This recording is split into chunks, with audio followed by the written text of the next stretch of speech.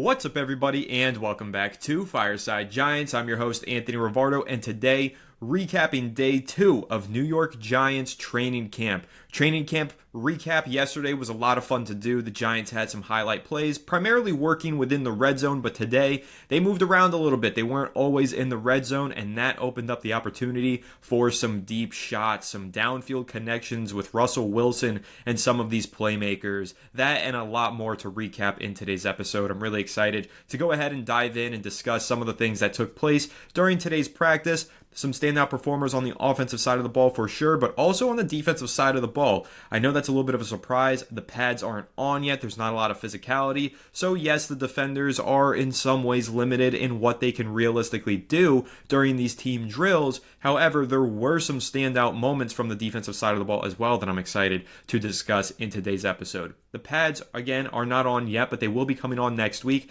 and that's when things will become a little bit more legitimate. That's when we'll see the offensive line and the defensive line battle it out a little bit more, see some physicality take place, and watch this team ramp up and get ready for their first preseason game, which really is just around the corner. So I'm very excited to go ahead and dive in and discuss today's training camp practice. But before I do so, I just want to give you guys a couple of shout outs to let you guys know a couple of things on the horizon to keep an eye on. Yesterday, we brought back Giants Collective. I'm really excited about this. Giants Collective is another YouTube channel that I urge you all to subscribe to because we make great content over there. It's myself, it's Chris the Entertainer, it's Bad Dog, and it's Adriana, NYG Fangirl, now Empire State Sports Report. So the four of us basically teaming up to talk Giants every Wednesday and Friday night, and that's what I'm letting you know tomorrow night, 7 p.m. Eastern. Be there for another live stream with the four of us, recapping and discussing New York Giants training camp. The other thing that I want to let you guys know, myself and my co-host, who unfortunately is not with me today, Alex Wilson, we will be at training camp next Thursday and Friday. 1 week from today, you can meet us, you can talk Giants with us, and you can watch Giants training camp practice. So if you are going to be there, you happen to be there, give us a shout, shoot us DMs on Twitter or on Instagram at Fireside Giants, and we will do our best to say what's up to as many of you as we possibly can and talk some Giants and watch some practice with you. So I'm really excited to go to training camp next week, and very, very happy that I'm able to work that out and go with Alex. And I also want to give a major thank you to T Collier 45, our guy Tyler, who sent us those tickets. Really, really do appreciate you. Thanks so much. But without further ado, let's waste no more time and go ahead and dive right into the training camp takeaways. All right, so diving into the first takeaway that I have for you guys, this one should be obvious. Malik Nabers is elite. Yeah, you all know that. And that's not really a surprise, but what I will say is that I am surprised at just how badly he's beating up all of these defensive backs at practice, because it's ridiculous. Day after day, we see this guy step onto the practice field and wow us, and that's no different today. He had several touchdowns. He was making contested grabs. He was running some elite routes and breaking wide open against Paulson and Debo, against Banks, against anybody. No matter who was guarding Malik Nabers, he was getting open. He caught a big touchdown pass on a double move, kind of shook in between two defenders, layered throw from Russell Wilson right on the money, and then a little bit of run after the catch into the end zone for Nabers. That was one of his touchdown grabs, that and a few others. He had one where he ran a corner to the G. Basically, that route is you're running a corner route into the back of the end zone, but then banging it towards the front pylon. He ran that route against Paulson and Debo. Toe tap grab, very tight window throw from Russell Wilson, and a touchdown. So we saw a lot of clips of Nabers winning all of his one-on-one reps against the Debo and these other defensive backs. Essentially, you're not going to be able to guard this guy one-on-one. Newsflash to the rest of the NFL. And get ready, because now that he has legitimate quarterback talent, he's about to reach another stratosphere in his game. He spoke with the media yesterday saying that he plans to be one of the best, if not the best, wide receiver in the NFL by the end of the season. I absolutely believe him. I think that he will be one of the best, if not the best. In fact, I already think that he is one of the best, the 10 best wide receivers in the NFL. But he's primed for a big season. A lot of that does have to do with Russell Wilson, who is going to be the next player I talk about for these takeaways. Major takeaway is Russ is legit. He is what we expected him to be. He's the veteran quarterback. He's got personality. He's got confidence. And he's got leadership and the elite deep ball accuracy. He threw a deep ball to Malik Nabers right on the money. It was a perfect throw, and he went into the end zone. He also threw a deep ball over Drew Phillips. Really tight coverage, but a perfectly placed football one-handed diving grab in the end zone by Wan'Dale Robinson. That's 2 days in a row now, 2 practices, 2 days in a row that Wan'Dale Robinson has caught a pass well past 10 yards downfield from Russell Wilson for a touchdown. Again, yesterday they were in the red zone, but it was in the back of the end zone. It was a little bit of a deeper throw, not a deep ball, but a further downfield throw than what Wan'Dale Robinson is used to. As you all know, he averaged, I think, 5.5 yards per reception last season. The overwhelming majority of his targets came from 0 to 5 yards of the line of scrimmage. But over the past couple days, we've seen him go downfield and make some plays and get some targets past the sticks, which is a big deal to me because I've seen a lot of people argue Wan'Dale Robinson can't be an effective downfield receiver because he's too small, he's too short, he's 5'8", and he's like 150 pounds. He's probably more than that, but you guys get the point. He looks small and he is small. So a lot of people have argued he doesn't have a big enough catch radius to be an effective receiver downfield. Well, I think that the actual issue has been a lack of quality quarterback play because immediately with Russell Wilson, Wan'Dale Robinson is becoming an effective playmaker, not only in and near the line of scrimmage, but downfield as well, catching this deep touchdown pass with one hand in tight coverage against Drew Phillips, who's arguably the Giants' best defensive back from the cornerback position, definitely the best nickel cornerback. It was a great throw and a great catch, but really another thing for Russell Wilson that I want to take away, the leadership is there. The personality is there. I saw 2 things that I want to mention. Number one, yesterday it was Dan Duggan of The Athletic posted Russell Wilson's response to the question, do you feel confident? It was a 709-word response. He sat there for several minutes just talking and explaining his feelings and his thought process as he goes through his 14th training camp. I love that. That makes me so happy to see a quarterback who's actually willing to talk, to say more than the company line, to articulate himself and the way that he's feeling after his first practice with the Giants. That's very exciting to me because for the last 6 years, we've dealt with one-sentence answers, sometimes one-word answers, very short, nothing responses.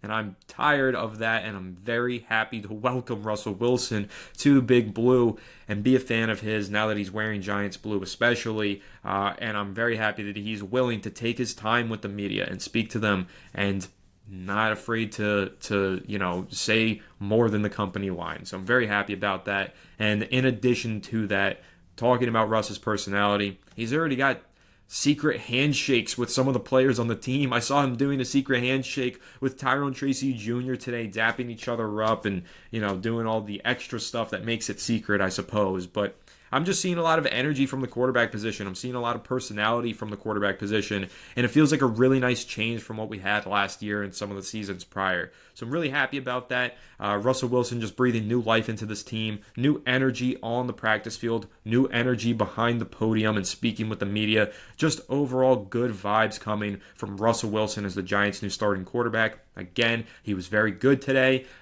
He threw several touchdown passes. Many of them were deep balls. He did throw an interception, and I'll give credit to Drew Phillips. I mentioned that one touchdown pass was over Drew Phillips' shoulder to Wan'Dale Robinson. Well, on the very next play, Drew Phillips fought back. He had an interception on the very next play, picked off Russell Wilson. I saw a report that it was a one-handed interception as well. So great play from Drew Phillips, one of the Giants' rising stars that I am really confident in as we enter the second season of his career. So a lot of good stuff there. Again, Malik Nabers is dominant. Russell Wilson is dropping absolute moon balls all over the field. Wan'Dale Robinson is proving to be an effective playmaker, and Drew Phillips making some great plays in coverage. All good signs there for the takeaways from day 2 of training camp. Now I want to flip over to the defensive side of the ball and talk about the New York Giants' number 3 overall pick from this year's draft, Abdul Carter. Carter's been a menace. He was in the backfield constantly today. He was applying pressure. Again, it's non-padded practices, so they're limited in what they can do physically, and they have to win with a lot of speed. But he manhandled John Michael Schmitz on a rep. He absolutely took this guy, the center, took him from the middle of the offensive line all the way back behind Russell Wilson. He threw him so far. It was kind of ridiculous to see. It's posted on Fireside Giants Instagram and YouTube Shorts. So if you want to see the clip, go ahead and find it there. but it was a manhandle of a rep. It's what we come to expect right now for Abdul Carter. The expectations are really high for this kid. He had 12 sacks last year at Penn State. He led the country with 24 tackles for loss.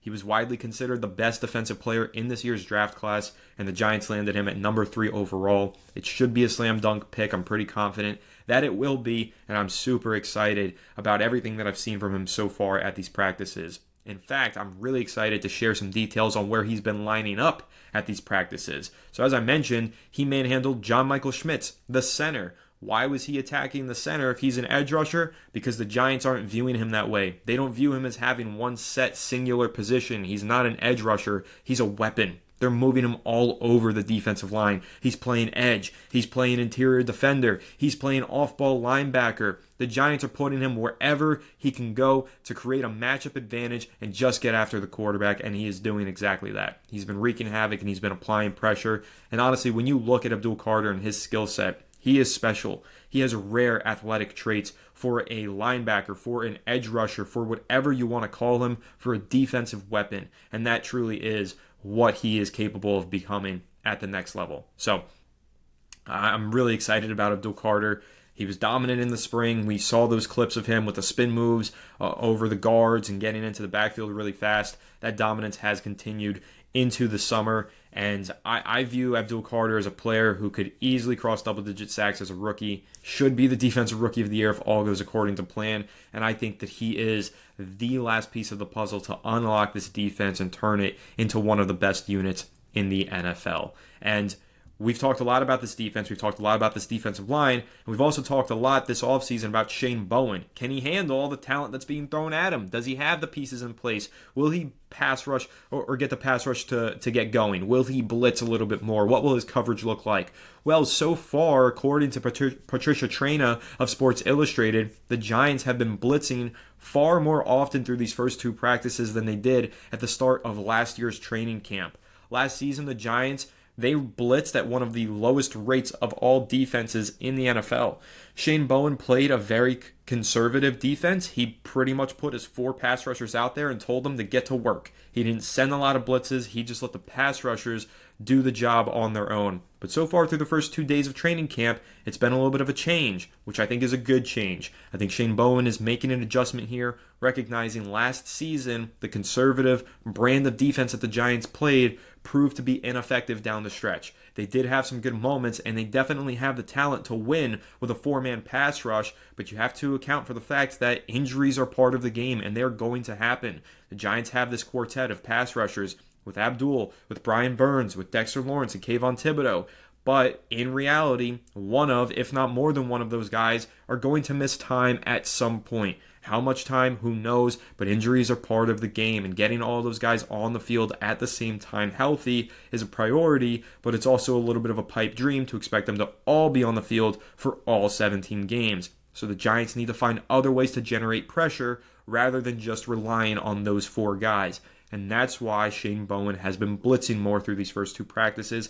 And hopefully this is something that carries on throughout the summer and into the season, because I think the Giants should blitz more. I think they've got a lot of athletic players in this defensive front. We just talked about those 4 pass rushers. Abdul Carter, of course, being the weapon who can blitz from anywhere, line up and pass rush from any stance and any position. But they've also got good pass rushing linebackers. Okereke can get in the backfield when he needs to. Micah McFadden is a really good pass rusher from the linebacker position. And there's other interior defenders. Elijah Chapman had a few sacks last season and applied a few pressures. He's a pretty good interior rusher as an undersized defensive lineman, sure, but that undersize leads to better athleticism, leads to pretty good pass rushing prowess. Darius Alexander as well, the 3rd-round rookie that the Giants drafted this offseason, was known for being a pretty good pass rusher, very capable in that regard during his collegiate career at Toledo. So the Giants have a lot of guys up front who should be getting after the quarterback. And those are just the guys on the defensive line and a couple of the linebackers. But how about even the guys in the secondary?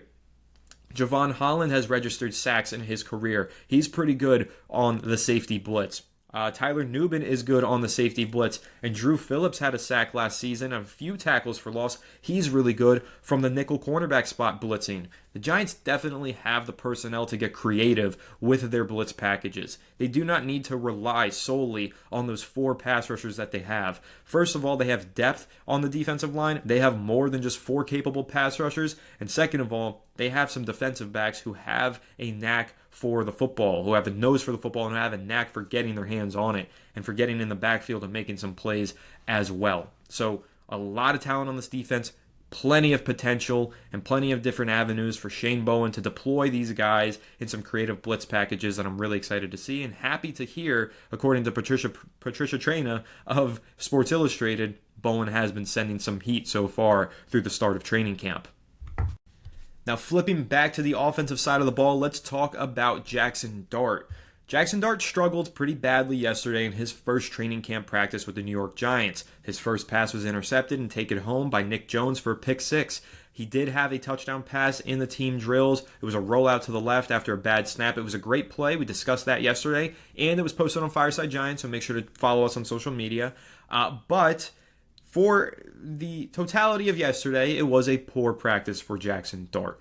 He had the interception. He did have the 1 touchdown pass. And then I think he had 1 other completion, and every other pass was broken up or fell incomplete. So rough start to his first training camp. But today he bounced back. His first pass of the day during 11-on-11 drills was a deep touchdown pass down the right sideline. A back shoulder ball perfectly placed in there for Jalen Hyatt. Hyatt scored the touchdown. I'll actually mention this on Jalen Hyatt as well. He missed some of practice today. Towards the end, he cramped up. He had to go off to the sideline and get stretched out by the trainers, got some fluids, and then was moving around, but I don't think he returned to doing any more team drills.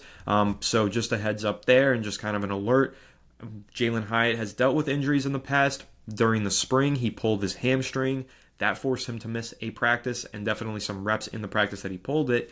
And then today, now fast forward, had a good day of practice, but it was cut short due to some cramping. So just keeping an eye on that. Keep in mind, guys, Jalen Hyatt did add 20 to 25 pounds of mass to his frame. That's obviously going to cause for some adjustment and cause him to probably need to take an adjustment period during the summer. So he might get banged up here or there. I'm not entirely concerned about him. He hasn't really been an injury-prone player through his career so far. I'm very excited for Hyatt. I think there's potential for him to have a much better year as he enters this next season of his career. But just monitoring that, he has been missing some time during these practices. Once again, did cramp up today. But back to Jackson Dart. The throw to Jalen Hyatt was a beauty. There was a little bit of pressure in his face. I think it was Abdul Carter coming off the edge and pressuring him. And he kind of threw it off his back foot like a fadeaway style. I posted on social media the fadeaway dime from Jackson Dart. Who does that remind you of? I'll tell you, it looked exactly like Jordan Love. You know, Jordan Love just kind of throws those fadeaways, and obviously whenever Jordan Love throws them, people say, oh, that looks like Aaron Rodgers, so take from it what you will, but it was a beautiful pass downfield, and it was thrown back shoulder. It was perfectly placed where only Jalen Hyatt could get it, and it resulted in a touchdown. So, seeing Jackson Dart go deep, I've praised his deep passing accuracy. I thought that was one of his best traits during his time at Ole Miss. And seeing it showing up on the practice field now is definitely exciting. He also had a touchdown pass at Thomas Fidone. And overall, just a good day from Jackson Dart. I think he did throw an interception once again, which is fine. Get the mistakes out of the way now. I'm not panicking about training camp interceptions. But generally speaking, it was a better day for Jackson Dart. He worked primarily with the second team. In fact, I think all of his reps were second team reps. So not working his way into the starting lineup anytime soon, but also seemingly taking the QB2 job from Jameis Winston so far. That does appear to be the case. So very excited about that. Jackson Dart playing good ball. Bouncing back from yesterday is exciting. He also got involved with his legs. He took off. The pocket collapsed. He stepped up through the pocket and scrambled for some additional yardage. I thought that was pretty exciting to see. Jackson Dart, I thought, has had a really nice level of mobility during his collegiate career at Ole Miss. I thought that he demonstrated an ability to be a little bit of a weapon with his legs and as a runner from the quarterback position. I think we saw that, a little glimpse of that today during training camp. So very excited by that. You know, I think Jackson Dart is a confident guy. He didn't seem deterred by yesterday's performance at practice. It is only practice, and I think he has a good understanding of that. But, you know, it's always good to bounce back from a bad practice with a good one the next day. I think that does wonders for a young quarterback's confidence, and I think that's what we're seeing right now with Jackson Dart. So a good day of practice for him, and definitely happy to be able to report that Jackson Dart had a solid day of practice during the Giants' second training camp practice. Speaking of that young safety, Nick Jones, the undrafted rookie who had the pick six on Jackson Dart yesterday, he had another solid practice today. In fact, he had a pass breakup over the middle of the field, and then on the next play got in the backfield for a would-be sack. So again, tying into the fact that Shane Bowen has been sending some blitzes, but also just reporting there's a little bit of a sleeper here at Giants camp. 2 days and 3 big plays from one player, Nick Jones, a relative unknown for the New York Giants, especially for fans who might not be familiar with him. He's been making some plays at practice, so let's keep an eye on him and monitor him, see if he can earn some playing time during the preseason, make some more plays. Perhaps he could be a guy who sneaks in on the back end of this roster. It is a pretty crowded safety room for the Giants. I also read that yesterday Dane Belton made several plays on the ball, did not have an interception like he frequently did during the spring, but did have some pass breakups during yesterday's practice. Tyler Nubin also spoke to the media today, mentioning how him and Javon Holland are already developing great chemistry and that they're building off of one another, and he said that he's really excited to play alongside Javon Holland, and I'm really excited to see that duo. A lot of talent in that safety room so far with those 4 guys that I mentioned, the fourth one being Nick Jones. Hopefully he can keep that up and become one of those undrafted risers throughout the training camp period for the New York Giants. Also, some miniature breaking news while I'm recording this. According to Jordan Rannon of ESPN, the Giants added $3 million in incentives to Dexter Lawrence's contract for 2025. He was scheduled to make $17 million this season. His deal runs through 2027. He can now make up to $20 million with the added incentives that the New York Giants have handed him. I really like this move. Dexter Lawrence is the New York Giants' best player. I think because of when he signed his contract, yes, it was a big-time deal at the time, but it's aged now to be a little bit of a bargain for the New York Giants. He deserves to get paid a little bit more, so I really do like this move from the Giants to reward their best player. He's a Pro Bowler. He's a 2-time second-team All-Pro defensive lineman. I think he's the best interior defender in the NFL, so now he's making a little bit more money and getting paid closer to being one of the best players in all of football. So happy for Dexter Lawrence and happy to report that. Shout out to T-Dex. I love this t-shirt. Official piece of Fireside Giants merch. Go get one. EmpireSportsMedia.com. Click the store button in the top right. A lot of Giants and Yankees merch. Fireside Giants and Fireside Yankees, that is. But yeah, shout out to Dexter Lawrence. Happy for him. Getting some added money. Definitely well-deserved considering how great of a player he is for the Giants. So other than that, that's pretty much going to wrap things up here for Day 2 takeaways at New York Giants training camp. Let me know your thoughts down below. It was a solid day of practice for the Giants. There was plenty to take away. A lot of highlights from the quarterbacks, some good throws from Russell Wilson, some great throws from Jackson Dart as well, and even Jameis Winston threw a few touchdown passes with some impressive throws in addition to a lot of other great plays. Malik Nabers completely dominating, Wan'Dale Robinson making plays, Jalen Hyatt scoring a touchdown, and on the defensive side of the ball, of course, as I mentioned, seeing a lot from Abdul Carter as the pass rusher and just a lot of blitzing from the defense as well. So an exciting practice, a lot of great takeaways for Day 2 of New York Giants training camp. Make sure to stay tuned for more takeaways. Giants are back on the practice field tomorrow, so you can bet there will be another takeaways episode right here on Fireside Giants. Make sure to leave a like if you enjoyed. Subscribe to the channel if you're new. Ring the bell so you don't miss an episode, and comment your thoughts down below in the comment section. If you're listening to Apple or Spotify, make sure to leave us a 5-star review. Go ahead and follow us on all of our social media channels at Fireside Giants. Without further ado, I'll catch you on the next one. Have a good one, and let's go New York Giants.